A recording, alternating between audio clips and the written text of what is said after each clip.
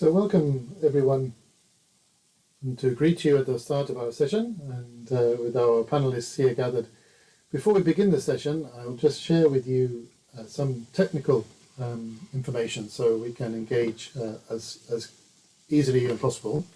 And so our colleagues in the comms team will now share some slides, and I'll just quickly speak over them as we do.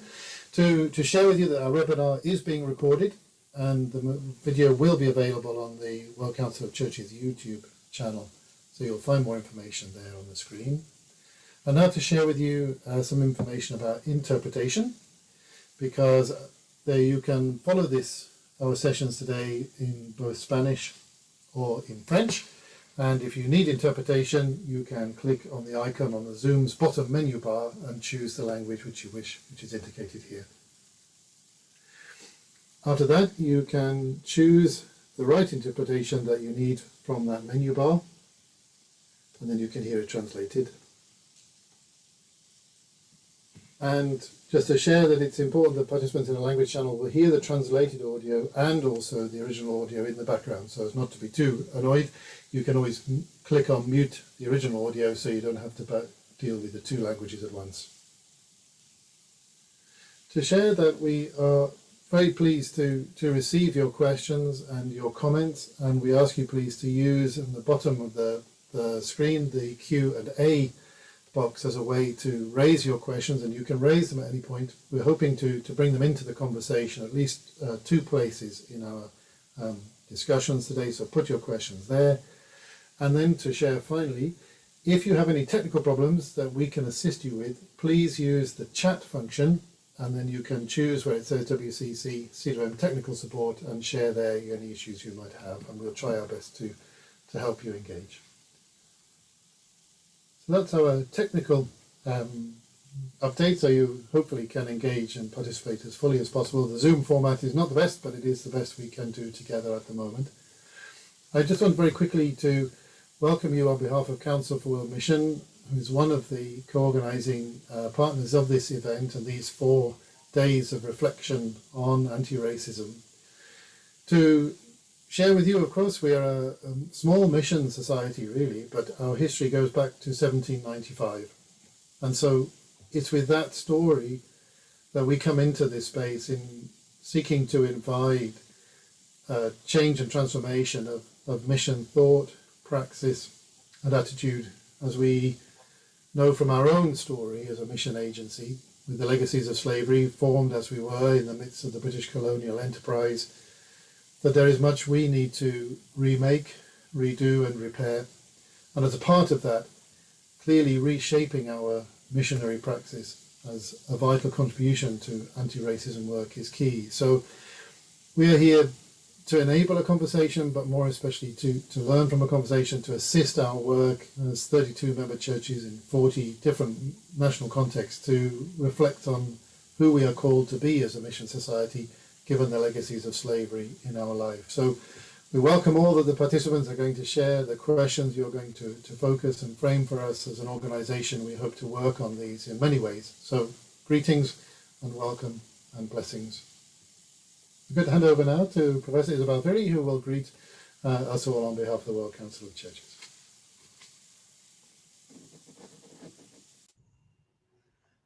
Good day to everyone.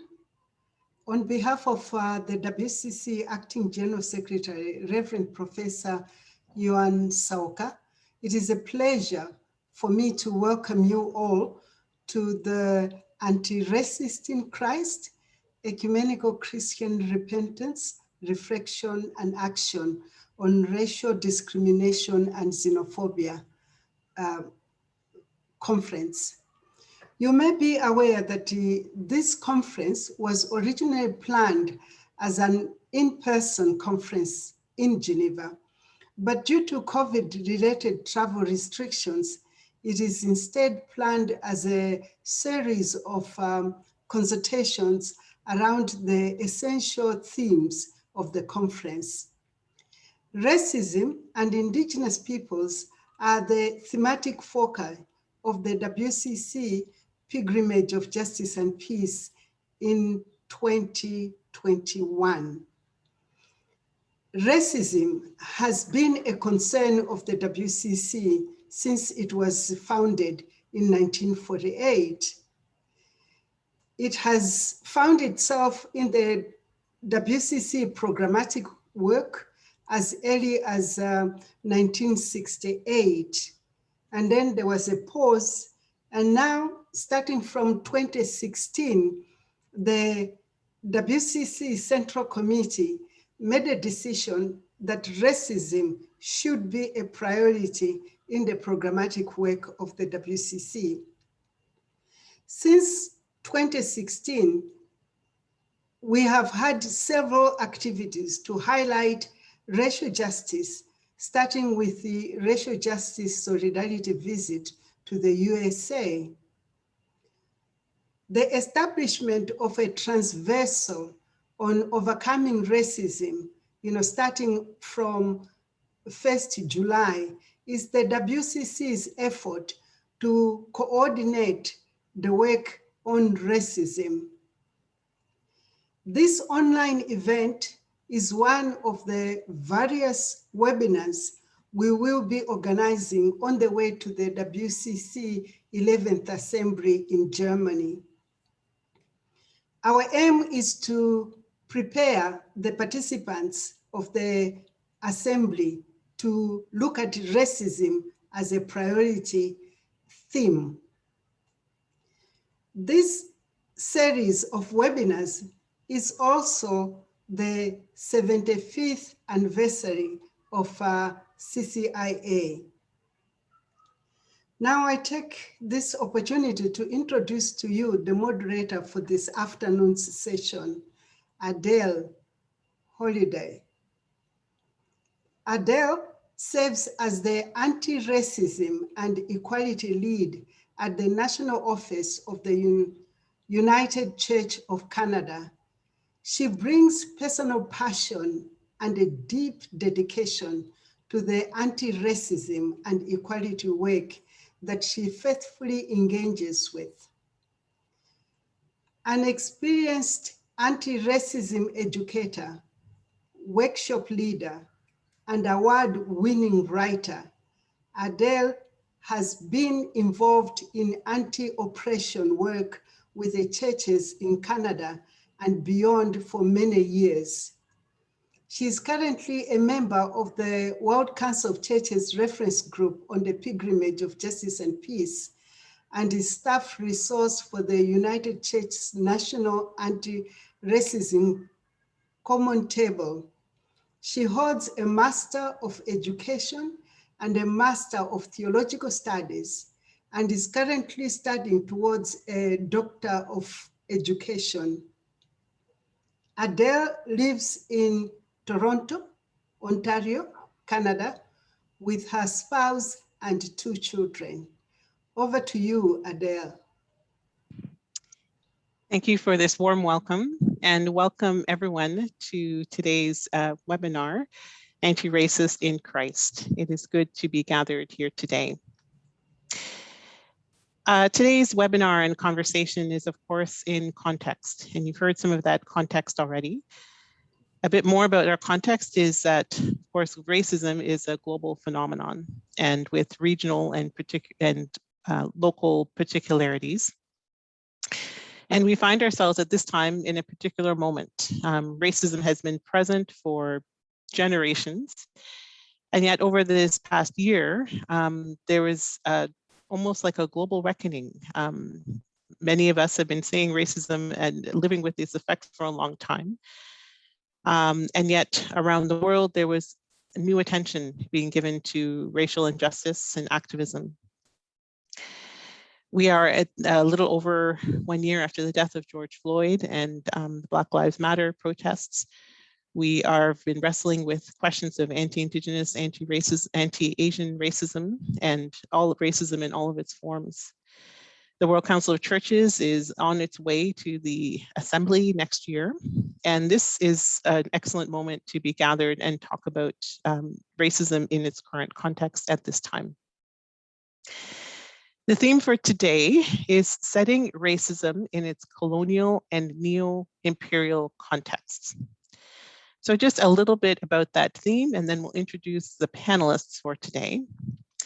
So we've already noted that racism has different manifestations, and so today we will explore a little bit more about how colonialism is embedded in different contexts and varied expressions in politics, institutions, religions, theologies, and nationalism. We will also today try to explore a little bit around the complex and intersectional nature of racism, its manifestation in different contexts, and look at remedies to racism that are systemic, and consider ways in which we can develop theologies of anti-racism. So there's a lot that we hope to do today, and we have an excellent series of speakers, of panelists who will help us explore these themes. So I'll introduce them briefly, and then we will engage in some conversation.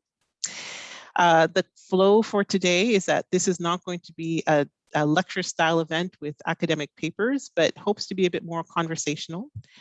We'll have 5 questions that the panelists will explore.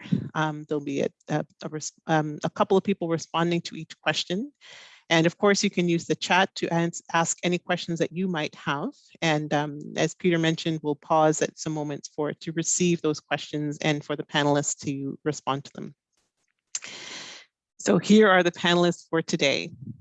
Iva Carruthers, who is a founding trustee and general secretary of the Samuel DeWitt Proctor Conference. Iva is coming to us today from Chicago, Illinois in the USA. We have Patricia Sheraton-Bismuth, who is currently the CEO of the Caribbean Family Planning Affiliation, and who is coming to us today from Guyana. We have Dora Arce-Valentin, who both serves a congregation and is also teaching at the Mantesis Theological Seminary and chair of its Gender Studies Cathedra, and she is coming to us today from Havana, Cuba. And we have Jose Zarate, who works with the Primates World Relief and Development Fund of the Anglican Church of Canada. And Jose is coming to us today from Toronto, Ontario, Canada. So welcome to all of our panelists. We are delighted that you're all here today for this conversation, and we look forward to hearing all of your insights. So for our first question, and this one is to all of the panelists, I wonder if we can have the image shown on the screen. There's an image here. And for all of our panelists, we would like to hear from you. How does this image resonate with you historically in your context? According to the image, are you on the side of civilization or barbarism, and why? And each of you will have 4 minutes to respond to this question. And of course, participants, you are welcome to put any questions that you might have in the chat. So I wonder if we can first hear from Iva. How would you respond to this question?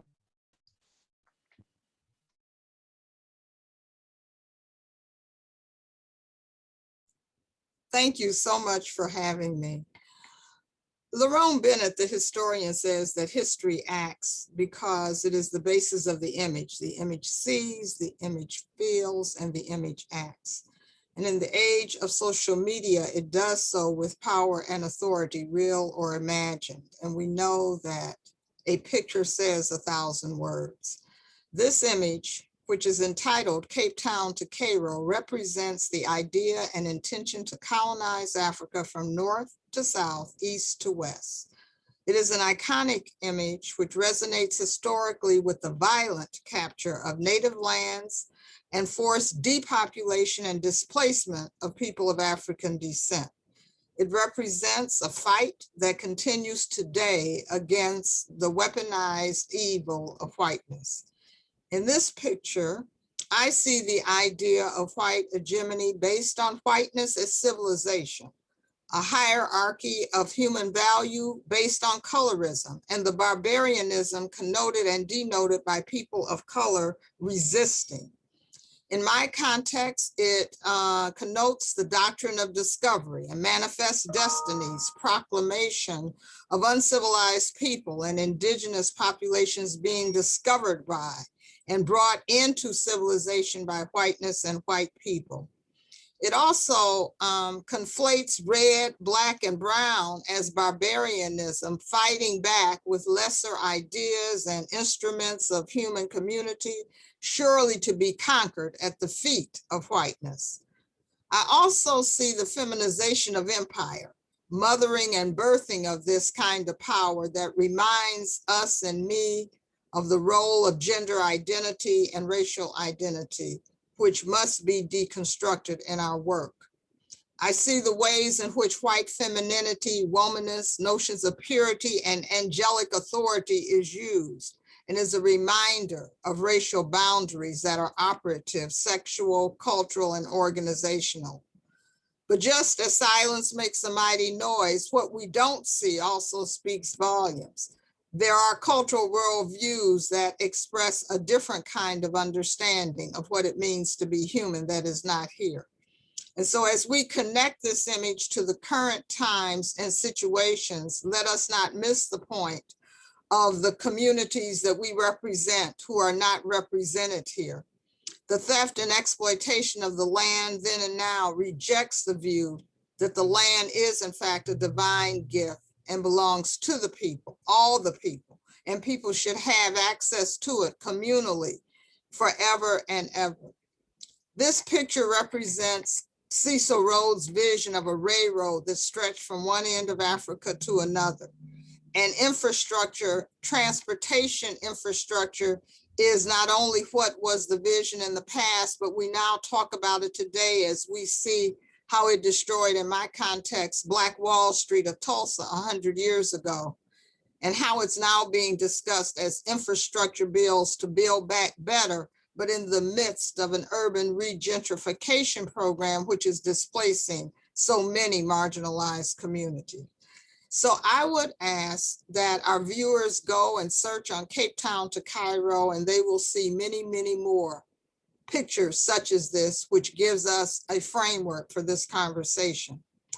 I'm on the side of an image that is not depicted here. I'm on the side of people in the fullness of their humanity and diversity, elevating flags of Ubuntu, flags of Sawubona and Namaste. If I had to choose a side in this picture, it would certainly be on the side of those resisting whiteness with a vision of true liberation in my own self and full divine image. Thank you. Thank you. Sorry, thank you very much, Iva, for that full response. We have one more panelist introduced, and maybe I will, and then I will invite this panelist to speak next. This panelist is Veryn Shepherd, who is the host of Talking History on Nation 90 FM, a social historian and vice chair of the United Nations Committee on the Elimination of Racial Discrimination, director of the Center for Reparation Research, and the immediate past university director of the Institute for Gender and Development Studies at the University of the West Indies. So a warm welcome to Veryn as well.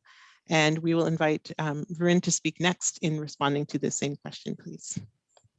Thank you very much, and greetings to everyone. Good morning, good afternoon, or good night, wherever people are. I'm in Jamaica. It's very hot here and sunny. And so I don't want you to feel jealous if you don't have sun, but anyway, it's nice to be with you. Iva gave a full answer to this question, which is relating to this image that we have all seen. For me, the answer is simple. It says to me, white supremacy was what explained the plight we're in today. So the image may be historical, but it is present in our midst today. Actually, there is a version of that image that is worn on a pin by our Governor General.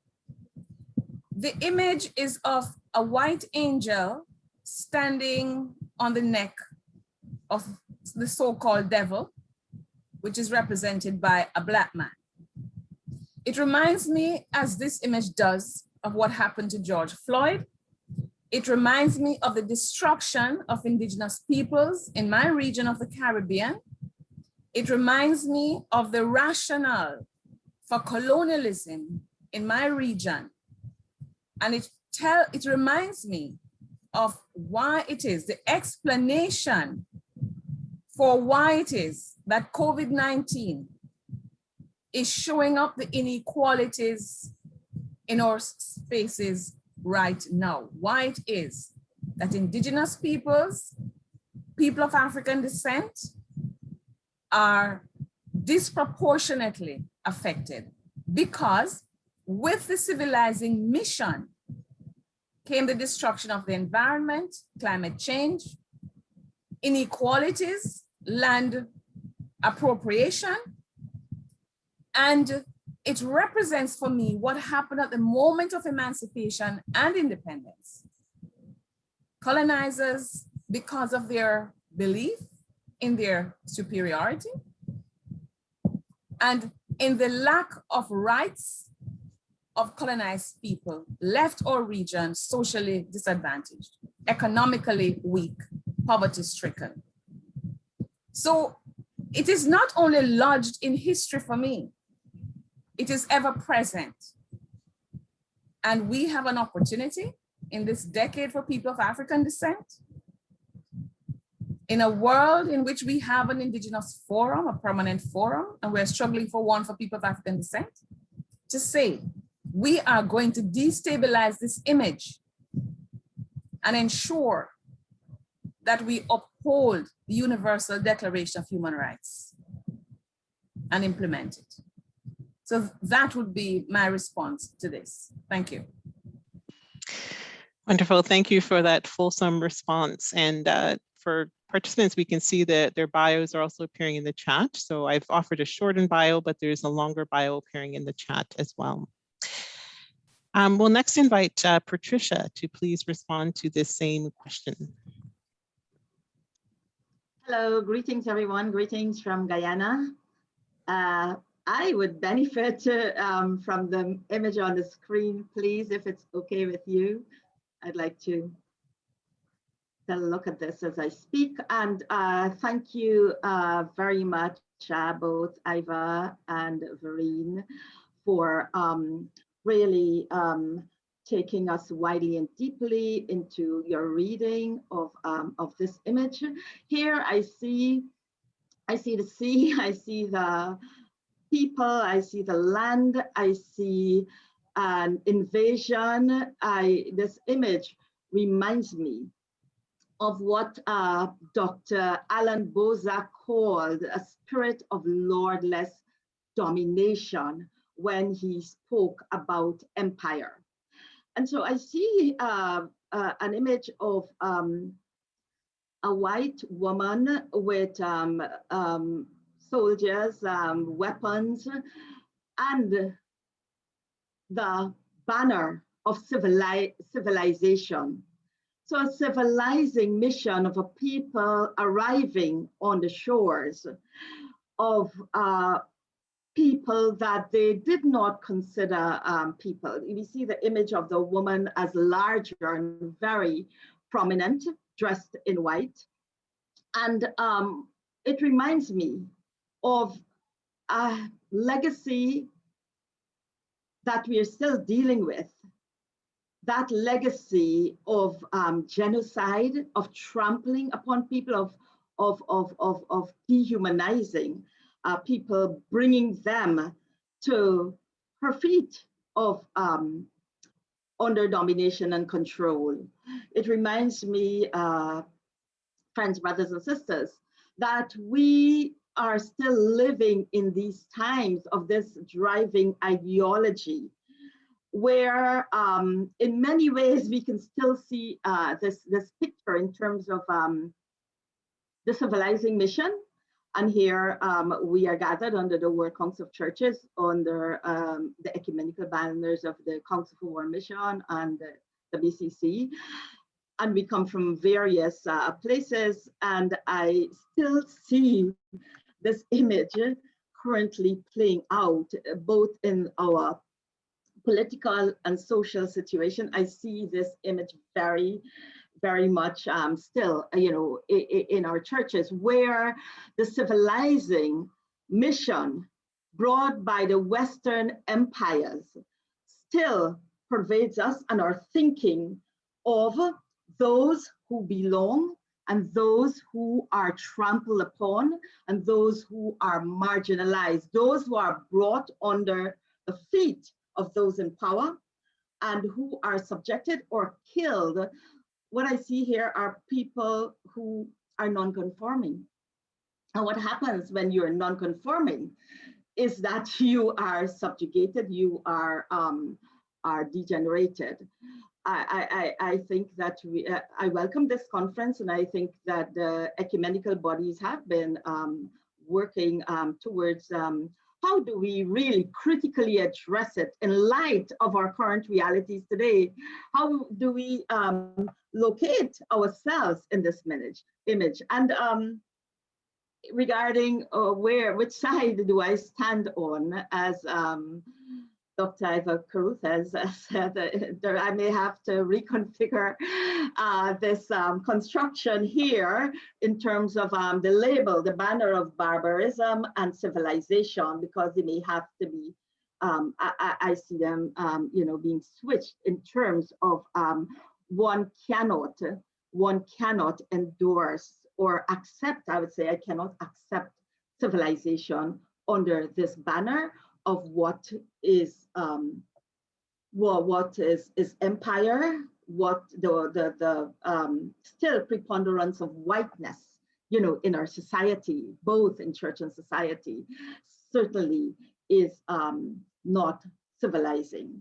So thank you very much. I do look forward to a rich discussion on this. Wonderful. Thank you very much for another fulsome response. It's very helpful. We'll hear next from Dora and then finally Jose, responding to the same questions. How does that image that you've seen resonate in your context? And according to the image, what side of civilization or barbarism are you on and why? So first Dora and then Jose.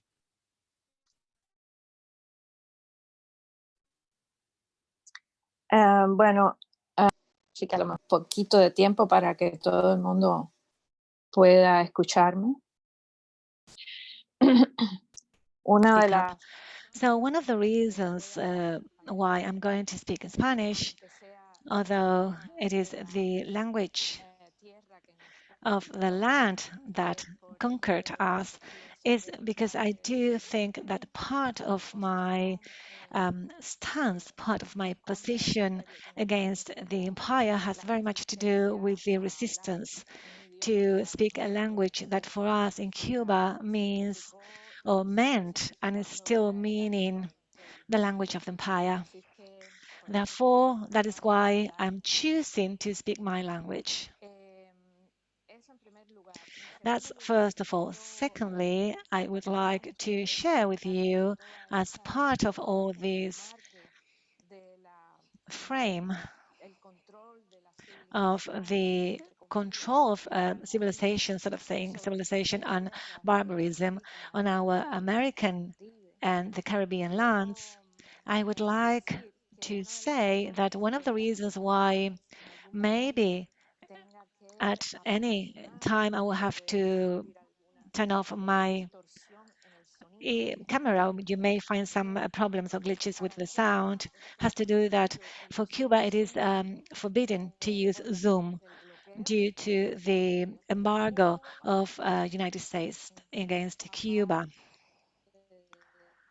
I apologize, but we're still suffering some glitches. Okay, so because of the embargo, that sometimes doesn't work like we would like to. So I'm not apologizing because it is up to the empire, really. But I would like to explain myself just in case if I do have some problems or sometimes my voice or our voices can't be heard in many places. This is why I'm just explaining the reason why. So also with this data, with this image, I'm not going to add on to what my sisters have said, to whom I would like to thank them very much for these wonderful thoughts they gave us on this image, because when I saw this image, the first thing I thought was the reality of my country in this very moment.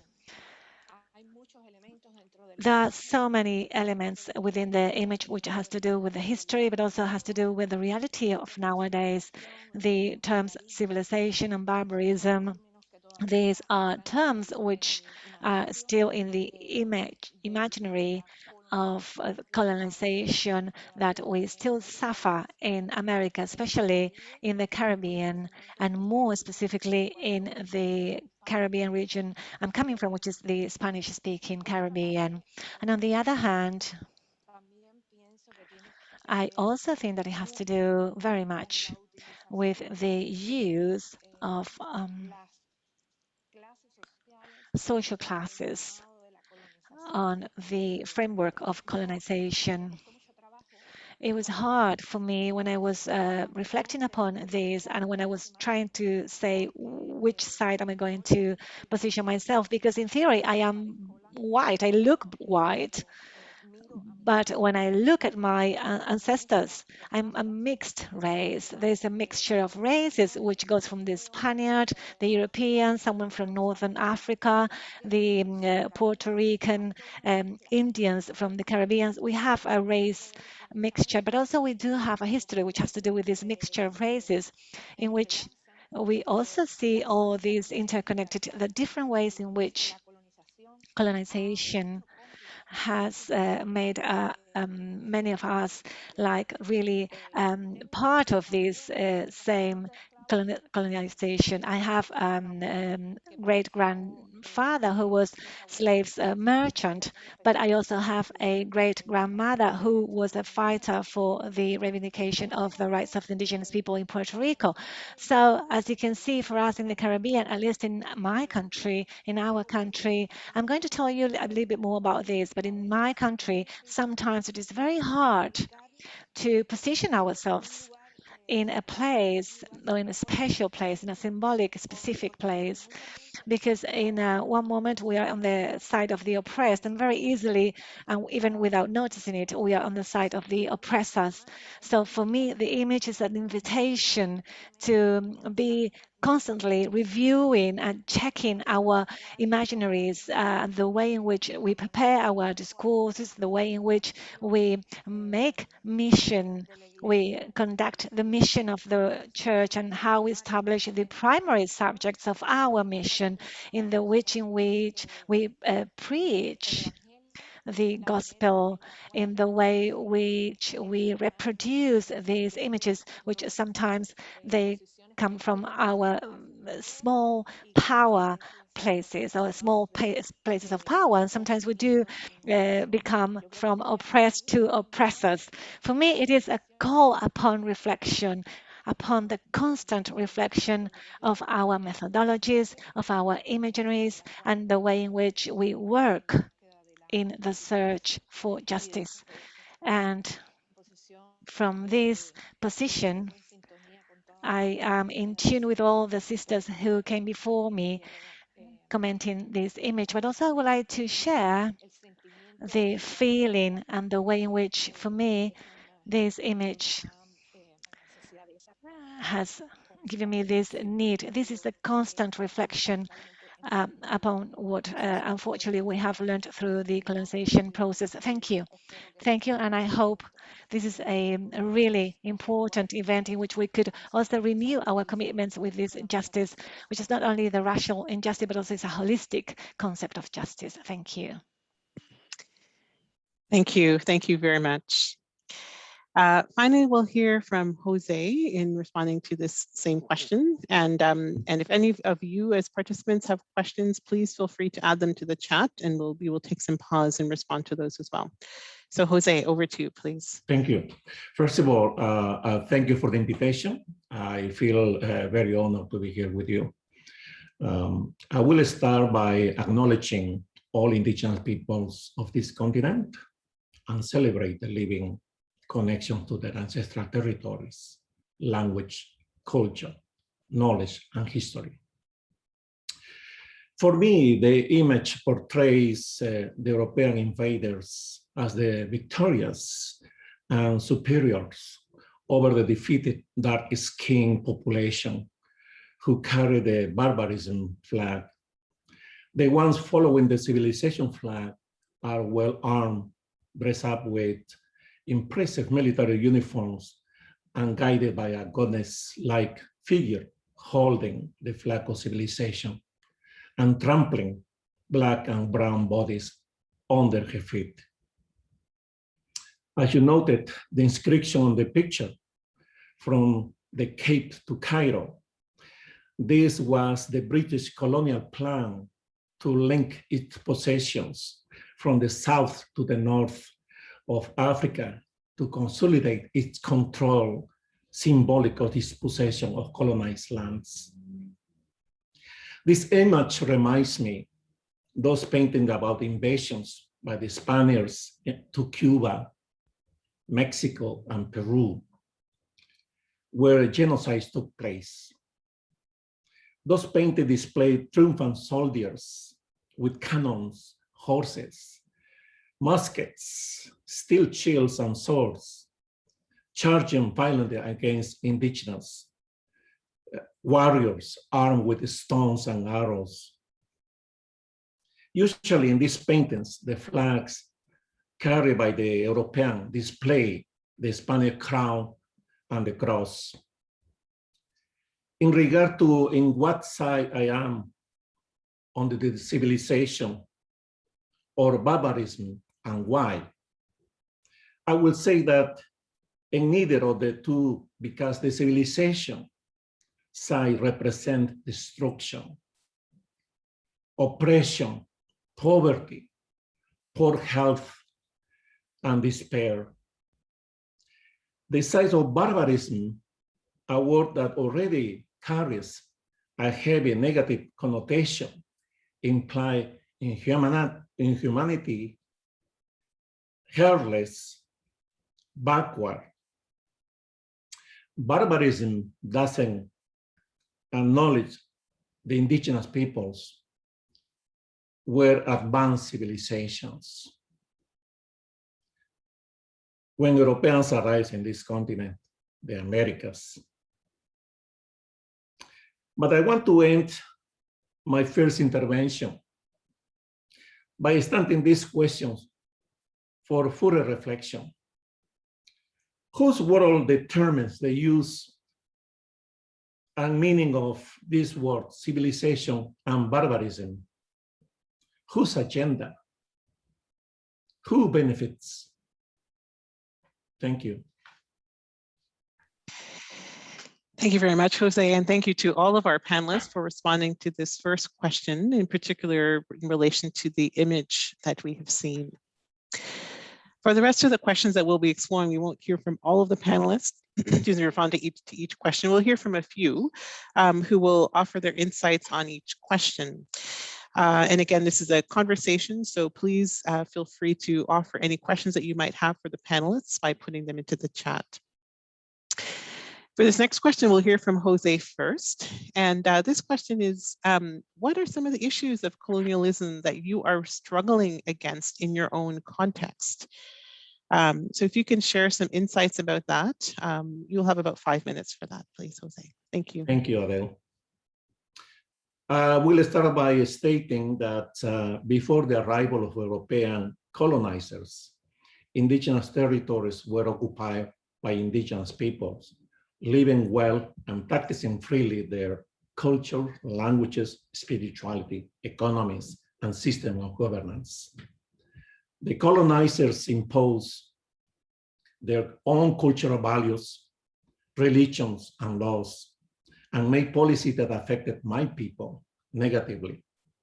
We become colonized.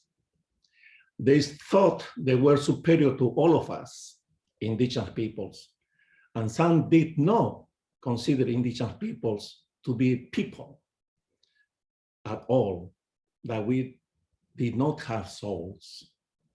Our ancestral lands rich of natural resources were stolen by these colonizers who overexploited these resources with catastrophic ecological implications and making our Mother Earth sick. Indigenous people has been damaged by centuries of colonialism that attempted to assimilate them. I acknowledge that Canada's wealth and standard of living is built on lands that were first occupied by the indigenous peoples, and that no indigenous societies continues to benefit from these stolen lands and resources while indigenous people suffer. We affirm today indigenous peoples are the poorest of the poor everywhere in the Americas. In Canada, the standard of health, housing, education, and safe water in indigenous communities are lower than the non-indigenous communities, as well as equal access to justice and incarceration of indigenous peoples is higher than mainstream society. For instance, indigenous men and women are dramatically overrepresented within Canada's prison population, accounting for over 41% of the women in sentences custody, while representing that population 4% of the country's female population. However, a cultural revival continues with new generation of indigenous citizens who are more aware of their truthful history. Education systems in many countries in the Americas are reviewing, updating, and incorporating history of indigenous peoples.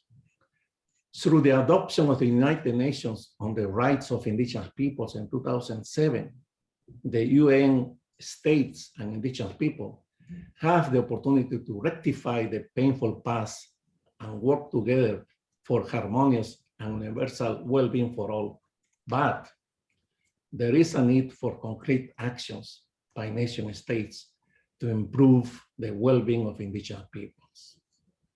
Thank you. Thank you, Jose. Thank you very much.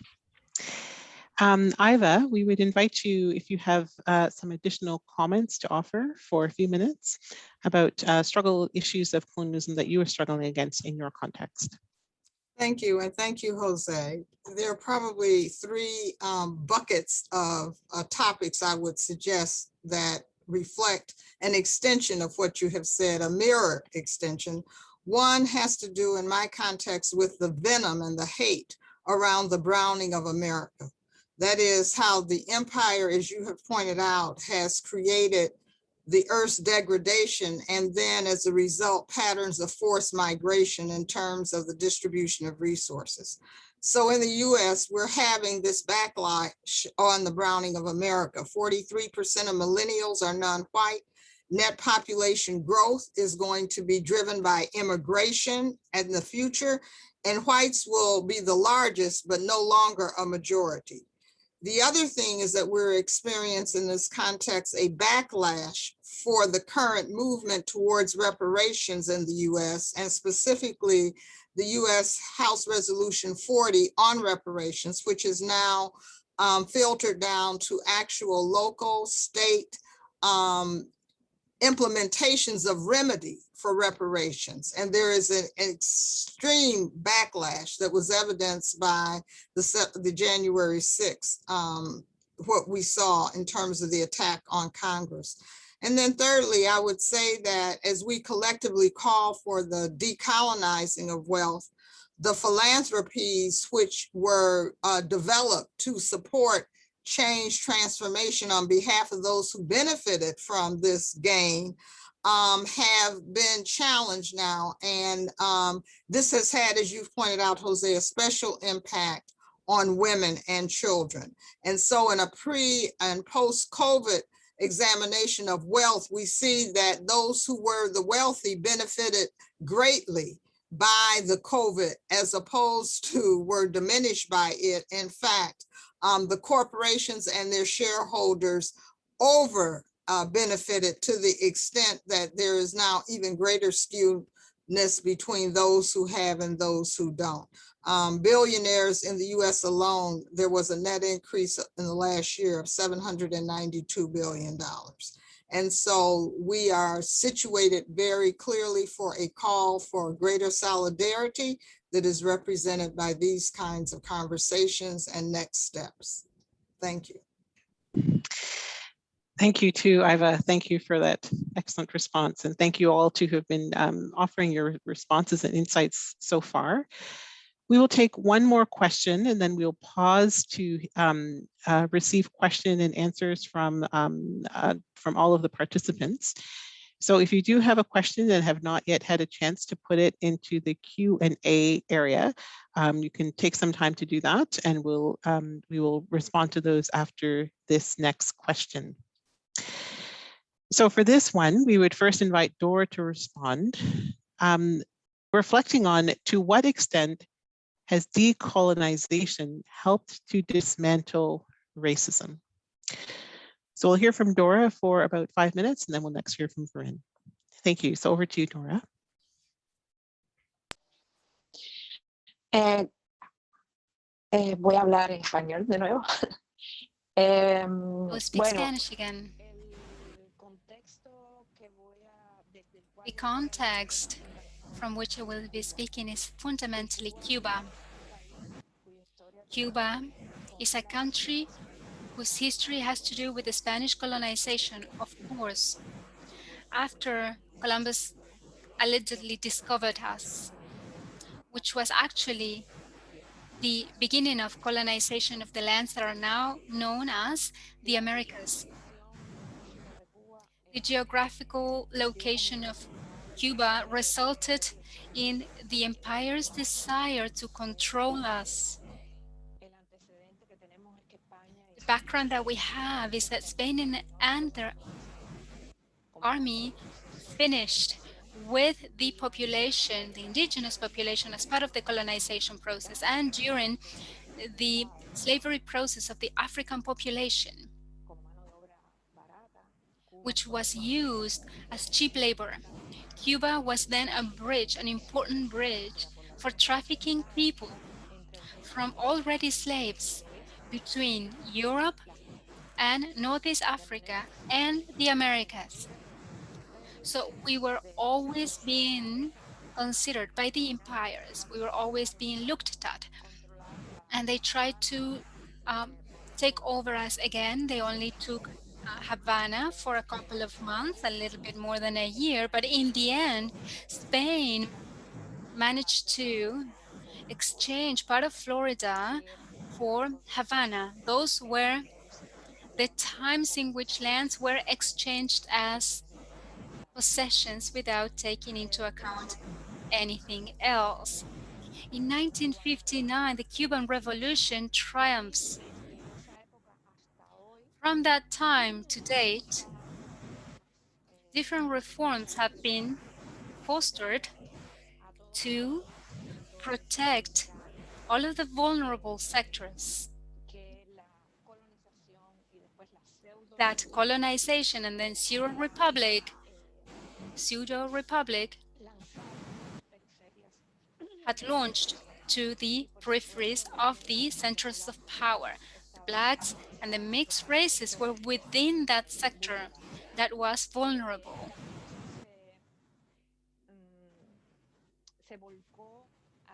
The revolution was about trying to eliminate the gaps of access to education, health, property, all types of rights that had to do, and this had to do with the elimination of any type of segregation. But it is one thing, institutional racism and symbolic racism, that is something else. So still, even though it's been 60 years from that transformation process, or the beginning of it, we still have so many challenges ahead of us.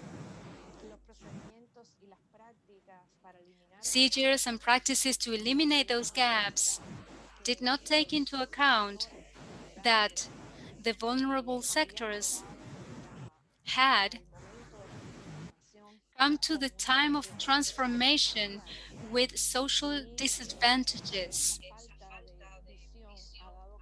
That lack of vision has resulted in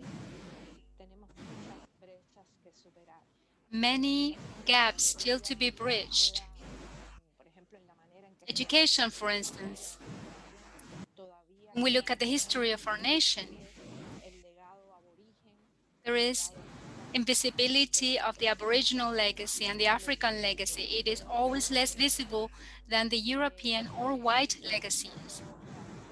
Also, there still prevail supremacy or white supremacy hegemonic patterns as if the history were continued to be whitened.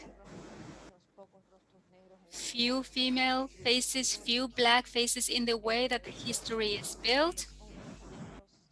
The young, and especially black men, are still identified symbolically as the face of crime.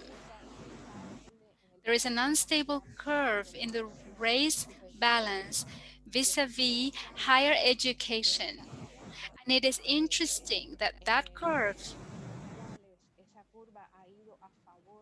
the moments in which it has been in the favor of whitening universities, those are in line with, they coincide with the biggest economic crisis milestones that our country has had.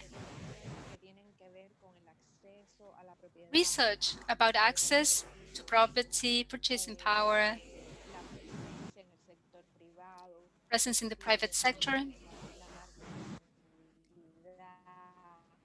marginality,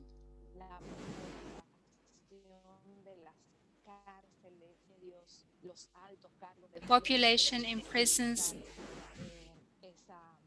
We had a small cut. Still the presence of that symbolic racism.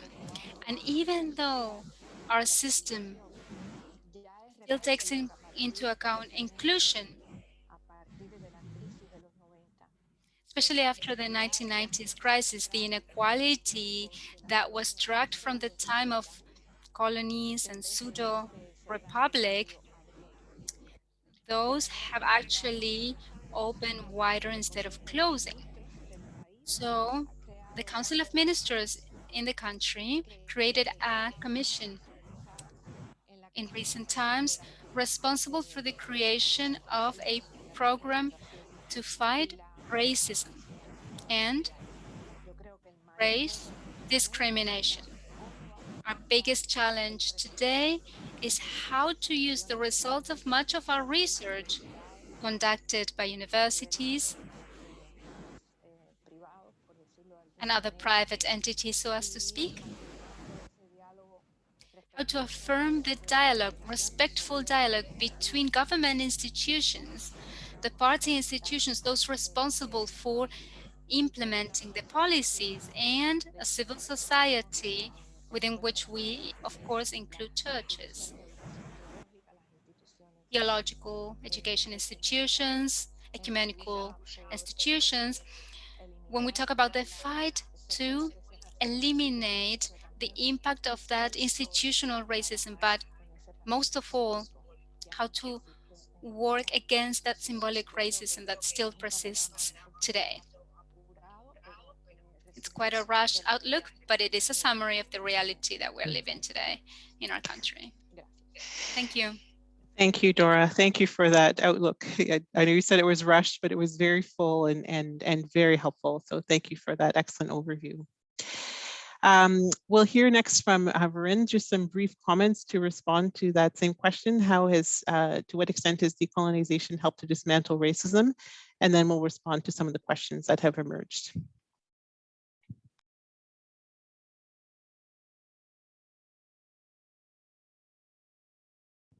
Okay, I think I'm unmuted now. Well, first of all, I really wanted to, I'd forgotten in the first question you asked me, and I really have to respond to that. I forgot the second part of your question about how I respond to which side am I on, civilization or barbarism. And I want to say I agree with I think it was Jose who said that neither, because that's my answer as well, neither. I reject its dichotomizing intention. I prefer to speak in terms of cultures. Each society has its own culture, and we have to accept differences and not hierarchize. So I reject any suggestion of barbarism. I don't see that anywhere. And I reject this issue that civilizations must be ranked. So that would be my answer to that.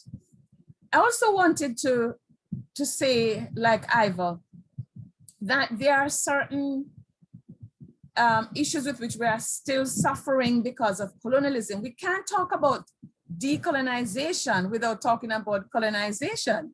And so I want to stress that still in the Caribbean, we're living with persistent poverty, which is a result of colonialism.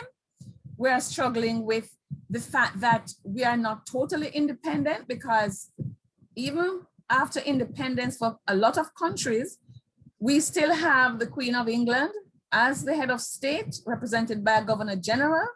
And therefore, we see that we're still living with certain legacies of colonialism. We are living with the legacies in terms of gender-based violence and patriarchal ideologies. We are suffering from the lack of an education system that will bring power to our race, because the education system is still very much influenced by mythical suggestions about our cultures. And so even though Marcus Garvey and Bob Marley said, emancipate yourselves from mental slavery, we have not yet completed that cycle. And we're also being affected by the failure of the former colonial powers to engage in a true and respectful conversation about reparatory justice. Reparatory justice is critical because it really explains why it is that we can't get rid of the feeling that racism is still walking in step with all the other isms in our world.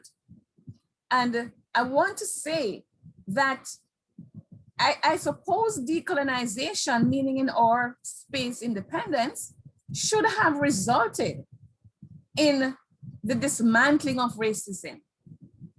But it has not, because the mentalities of colonialism continue to breed new races every year. And even if in the former colonial spaces, we are trying to dismantle racism, we don't live only in our world, in our region. We have to travel. We have to interact with other spaces. And what we are seeing is the persistence of this ideology that some people are superior and other people are inferior. As a member of the Committee on the Elimination of Racial Discrimination, the CERD, I have to say that each time NGOs and civil society representatives come to speak with us, when countries are coming for dialogue with us, I mean, their reports and their interaction indicate that racism, despite decolonization and attempts at decolonization, still exists. And that's why the committee is so important in trying to dismantle racism and trying to encourage states who are parties to the International Convention to do so. We have seen the attitude of the Decade for People of African Descent. We have seen the opposition by certain countries to mark the 20th anniversary of the Durban Declaration and Program of Action.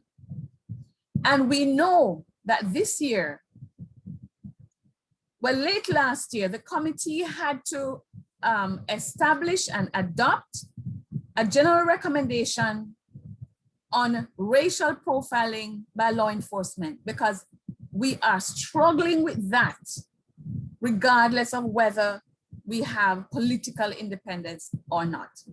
And finally, I have to say that it is very obvious that race, and I said this before in my opening remarks, it is very obvious as we fight this pandemic that racism has reared its ugly head again.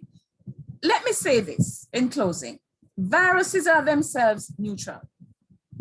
They slip into our societies without motives or agendas. What we are seeing playing out across the Caribbean right now is less the effects of the coronavirus and more the outcome of centuries of intentional exploitation and underdevelopment. Imperial powers in Europe enriched themselves off the Caribbean for centuries and then left us to grapple with dilapidated infrastructure, asymmetrical economies, and non-existent safety nets that they left behind. These colonial legacies have made the region extremely vulnerable to the kind of external macroeconomic shocks produced by the coronavirus.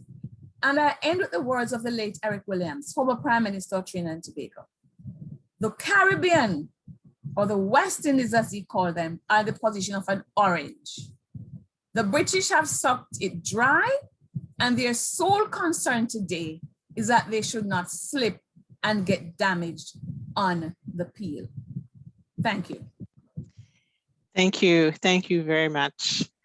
Excellent responses to the questions so far. These are all very much appreciated. Now's the moment where we're going to pause and respond to some of the questions that have been emerging so far. There have been several that have emerged, and they have been placed in the chat for all to view.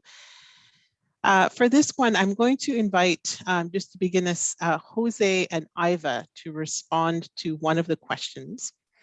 And this question is, religions were instrumentalized by colonizers, the impact of which continues today in racism, climate change, forced migration, and so on. What would it take to unfaith colonialism?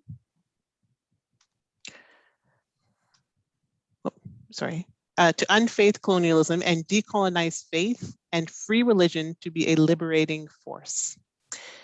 So Iva and Jose, I wonder if you might offer some very brief responses to those questions, and you can choose which one of you might want to go first.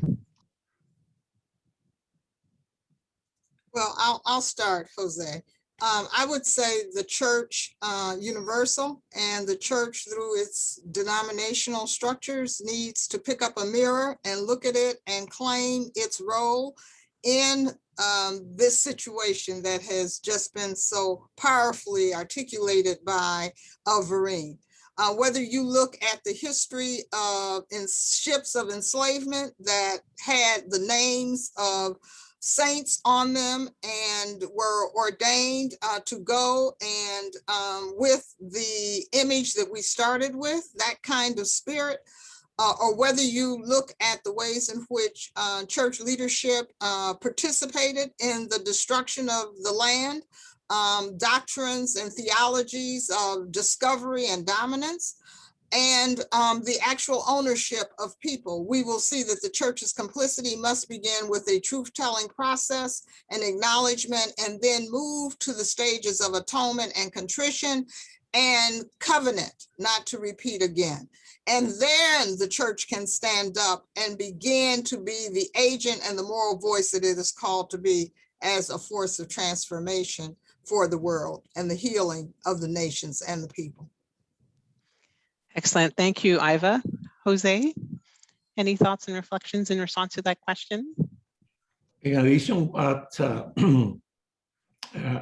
Eva has said, there is a need to intentionally have this frank, open conversation with the groups that were affected by European faith. Acknowledge and recognize that those marginalized, originally communities. I'm talking about experiencing in Latin America, where I'm coming from, Peru, where indigenous peoples are seen as backwards, that they are evil because they don't identify themselves with the Roman Catholic practices. However, we know that indigenous peoples has their own spirituality, their own ceremonies. So there is no conflict in terms of, in my opinion, in terms of spirituality, in terms of faith, because religions implies on the ground of justice implies fairness for everyone, you know. And what we have experienced based on the history is precisely all the contrary. I can totally endorse what my antecessor just said. I also know that there are efforts where indigenous communities are practicing both indigenous spirituality with Christianity. So that's also another way of having that respect to both religions. Yeah. Wonderful. Thank you very much, Jose. I recognize that there have been additional questions that have been posed, and some are noted in the chat. We are going to try to respond to those near the end of the webinar. In the meantime, we'd invite our panelists to continue to respond to some ongoing questions that have been that we have been exploring. So next, I would invite Iva to begin to respond to this next question, and it's how would you name whiteness in this discussion of colonialism and racism? And how might whiteness and white privileging forces, how might they be dismantled? So we'll hear first from Iva and then some brief additional comments from Vrin and then Patricia. So Iva, thank you. Thank you. I would first begin to be very sensitive and conscious about not speaking in terms of white supremacy, but reiterate white domination and hegemony. And in that context, I name whiteness as empire, deeply grounded in ideas of a hierarchy of human value and colorism, with whiteness as the color most privileged, and economic models driven by environmental exploitation, monopolistic wealth accumulation, scarcity and demand, unjust labor, and cultural systems that fuel internalized oppression and competition between the stakeholders. In doing so, I think that there are two kinds of approaches that we can be sensitive to. One that in the early 70s, S. Scott Reed lifted up, which said the world was moving towards a northern white complex, a rich northern white complex juxtaposed against a poor southern colored complex. Cheikh Anta Diop, Senegalese anthropologist and physicist, talked about the northern cradle cultural matrix and the southern cradle cultural matrix. And in both cases, we see that there are different worldviews which are linked to policies and practices of environmental extraction and violation connected to forced or exploited labor systems. In some ways, I'm just saying what we've already said, so we're remixing again. But from my perspective, for the world to survive these empire theologies and sociologies, we've got to do God talk and church faith praxis that is coincide with what it means to be human and to live in community in a state of well-being, and with a value for the interdependence of all value and the right for all to experience security and access to basic necessities, fresh air, water, food, and shelter. We've got to dismantle the forces of whiteness and white privilege through movements of solidarity.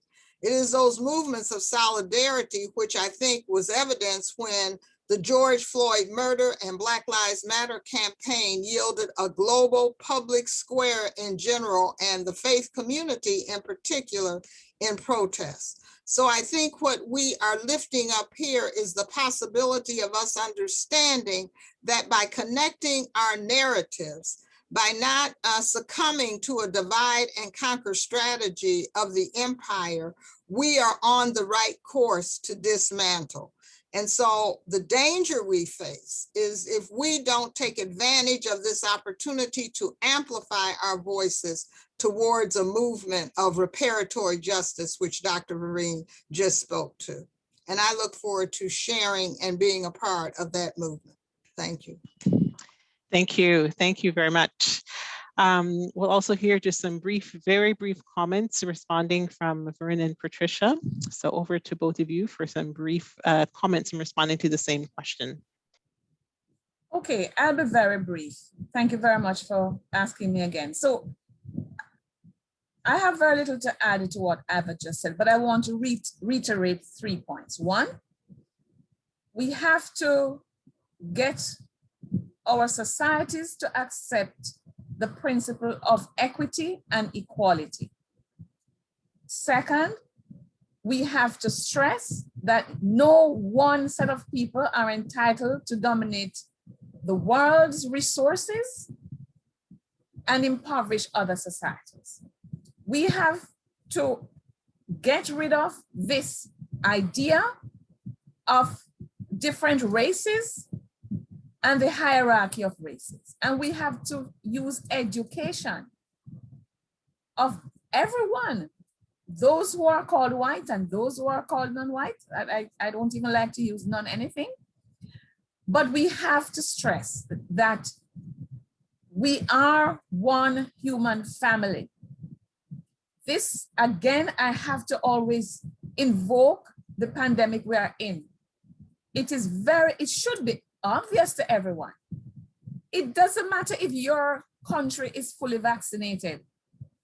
If some countries continue to practice vaccine imperialism and vaccine apartheid, no country will be safe.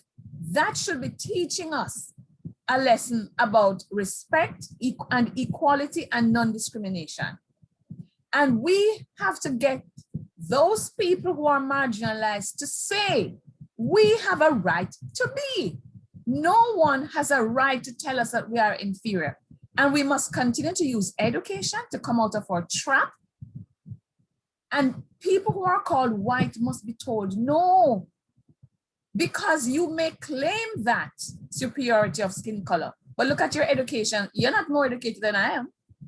So stop this myth that you are superior to me, because in many cases, other people are better off and more educated and are making more progress than you. So education, non-discrimination, and enforcing the idea of equality. That's what I would say. Thank you. Thank you very much.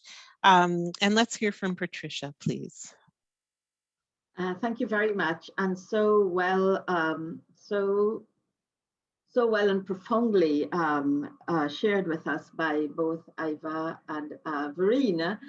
And I will add just very, very briefly here that in our reality, I'm speaking about the Caribbean reality, whiteness still signals very significantly social capital, signals, cultural capital, and also economic. This is still evidence in our society in relation to the color of the preferred coloring of people's skin. In the churches, let me come to the churches. I'm also a pastor, a Presbyterian pastor in Guyana. And just recently, after a well-loved, long-serving minister passed away, the church, which is a city church, I mean, they said very boldly, they would like a white male minister. I'm talking about 2000, it was 2000 and a few years ago, 2015 or something like that. But we still live with these benchmarks in relation to whiteness and that association with culture, and also in relation to economic power. Recently, when Guyana this news came out about oil in Guyana. New York Times carried an article, celebrating Exxon. And here I have that image of that woman in the photo coming to watery wilderness in terms of looking at Guyana as a Cinderella, and Exxon coming to deliver from poverty and deliver from our cultural inferiority. So we still live in these times where this is celebrated and where people want to get white skin, where the benchmarks of beauty really still, no matter what we say, they are measured according to whiteness, skin color, and where your seat at the table and your voice also is assessed in relation to cultural appropriateness. So we really need to have honest and critical dialogue and discussion. And here the empires, from European empires to the American empire, here in the Caribbean, where we continuously live under that tremendous influence and power of the American empire, this has really pushed us further, into the margins. So thank you very much. Yes, thank you very much. We're going to come right back to you with this next question, Patricia. And wondering if you can explore, and you've already started some of this exploration, but maybe a bit more in terms of what are some of the interconnected struggles in your context given colonialism? So about 4 to 5 minutes to explore that question, please.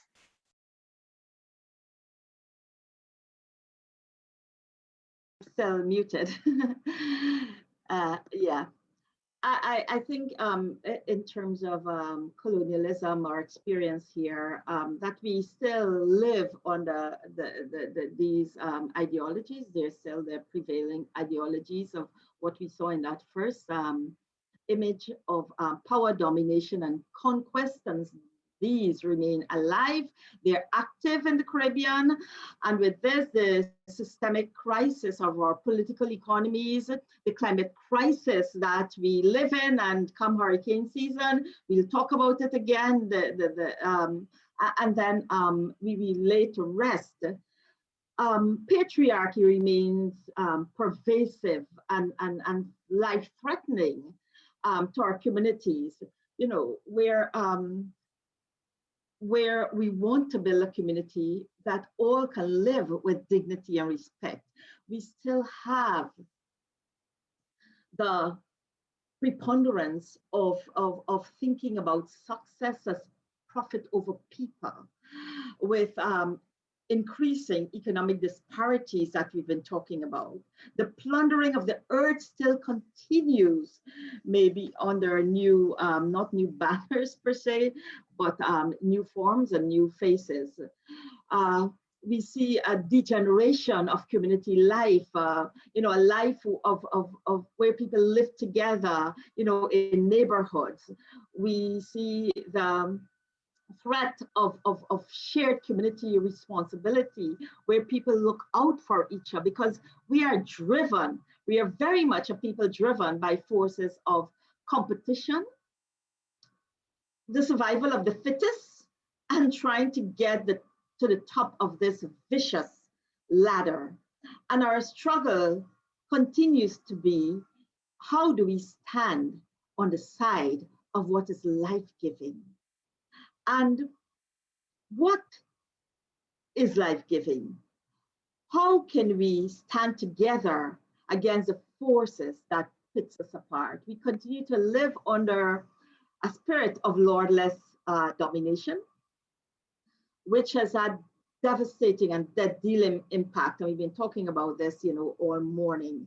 And we have to speak about this also in our present-day context in relation to those who are marginalized by the system. We still celebrate in our way of life Victorian principles for gender relations, for marriage, and what is stipulated. And the church remains a significant gatekeeper in reinforcing these norms and male authority in the structure, control over women's sexuality, rejection of non-conforming persons, rejecting LGBT persons, castigating them as sinners and outcasts, keeping them well away from the church. And we see these injustices so blatantly.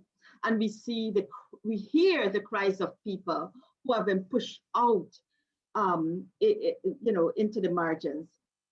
I opened the newspaper and saw the article on the repeal of the cross-dressing case, where it went from Guyana to the Caribbean Court of Justice, an archaic law of 1800 and something, 93, I don't remember. And so we are still dealing with these legacies, whilst we ourselves, today we uphold and we maintain these. Now, how do we break these barriers? A sister of mine from Kenya, I remember talking with Dr. Esther Mombo. She said, Pat, we continue to poke holes in this thick wall, which is death dealing to all of us. I think that this is really urgent, an urgent cry, especially for all those who are pushed out of the system. Thank you. Thank you very much, Patricia. And we have 2 to 3 minutes just to hear from Jose responding to that same question. Any comments or responses to that, please?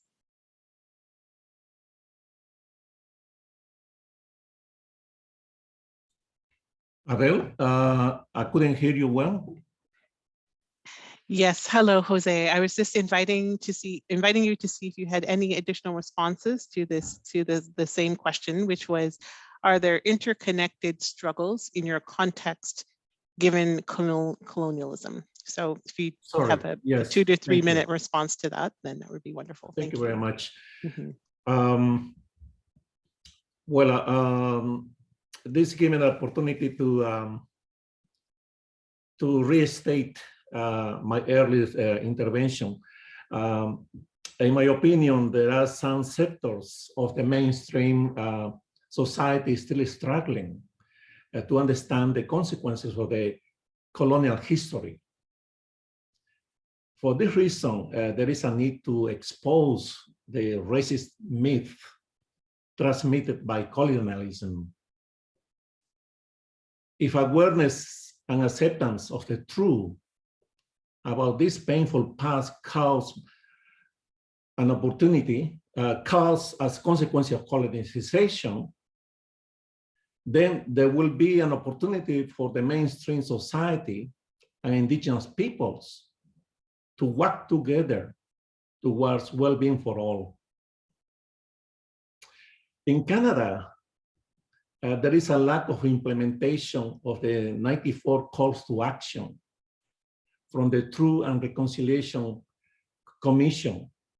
In 2015, this commission published the 94 calls to action, urging all levels of government, federal, provincial, territorial, and indigenous to work together to change policies and programs in a concerted effort to repair the harm caused by residential schools and move forward with reconciliation.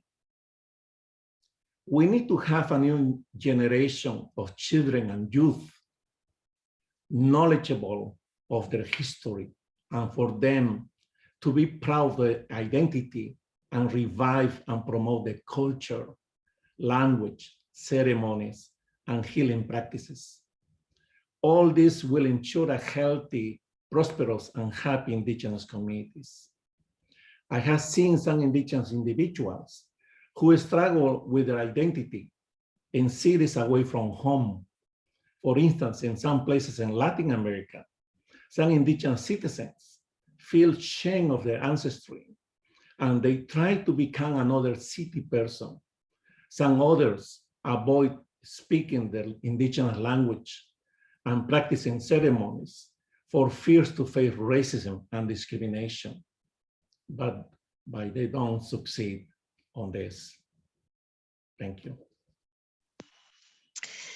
Thank you, Jose, for this last response. And in fact, thank you to all of the panelists for today's discussion and conversation. Thank you for offering your profound insights, your wisdom, and deep reflections from each of your contexts.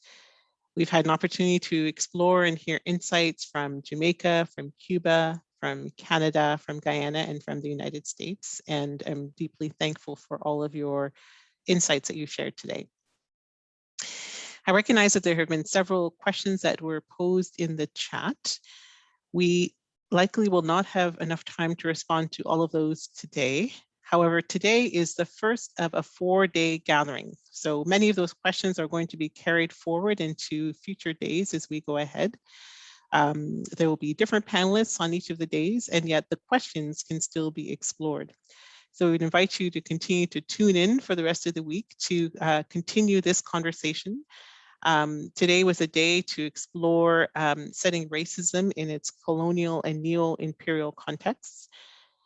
Tomorrow, we will be exploring a different theme. We'll be exploring mission agencies' legacies.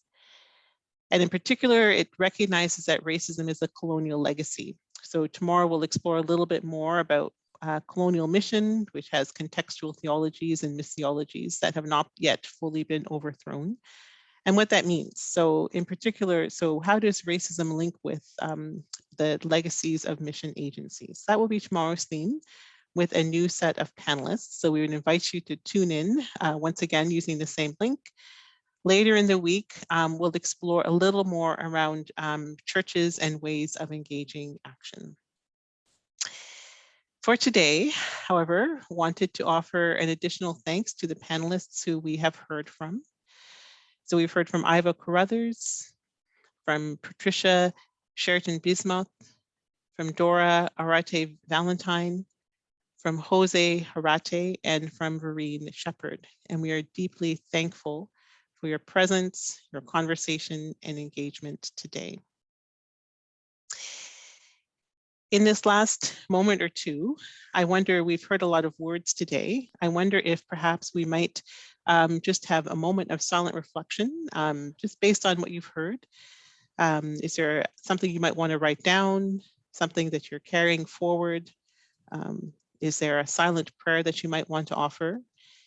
What have you heard today that has particular resonance for you in your own context? And are there continued questions that you're having to carry forward? So just a moment of silence, and then we'll move towards ending this webinar.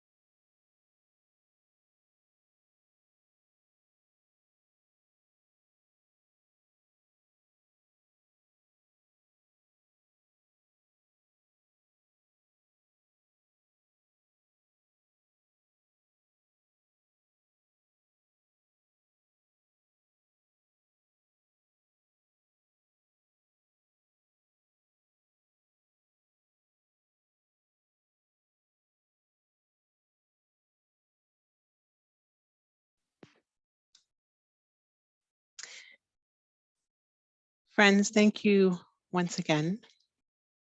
Thank you for today, for your time, your engagement, for your conversation. And we really hope that you will be able to join us for the rest of the week to continue these conversations, to pick up some of the questions that have not yet been responded to today, but knowing that they'll be carried forward throughout the rest of the week. So we hope that you have a good rest of the day. Thank you once again to our panelists. Thank you for our participants. And we hope that your day is good and look forward to seeing you for the rest of the week. Thank you. Thank you for having me. Thank you for Everyone, have a great day. Thank you, everyone. Great day. Bye-bye. thank you. Bye. Bye-bye. Joining. Thank you. Thank you. Bye.